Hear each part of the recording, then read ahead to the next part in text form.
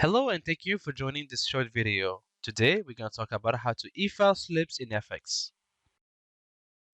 Before e-filing, we would first like to set up our e-file number and password. To do so, you will have to click on Tax Settings. Here you can enter your e-file number. If you would like, at the Prepare tab, you can enter your prepare informations. And if you have a transmitter number, you can enter in the T3 FX transmission tab and enter your transmitter number here. Once all set up, you can go ahead and click on Save. Then you can open the return where you're trying to e-file the slips. If you would like to e-file your return, you will first need to check your Auditor tab. Make sure that all your issues and warnings are all fixed. You can fix issues and warnings by clicking on them, or you can also fix by checkmarking them.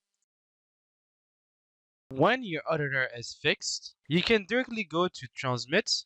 It will bring you to your e-file menu, and here it will ask your e-file number and password. But since we already set up the e-file informations, those fields will auto-populate. If your e-file number and password are correct, you can go ahead and click on Transmit. And here you can click on Slips. Here in the Type drop-down, you can select the slips you're trying to e-file. Then in the State drop-down, you can decide if you would like to send an original copy of your slip, an amended one, or if you would like to cancel your slip. Once that's done, you can go ahead and click on Continue.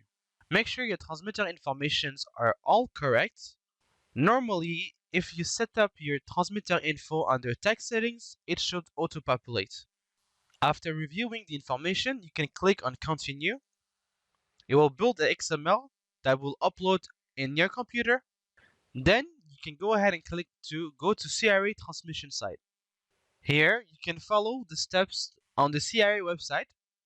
Enter your account number and web access code, then hit Next, and then you can upload the XML file uploaded in your computer. This is the end of this video. For more information on how to pro tax, you can visit our YouTube channel. Thank you for watching.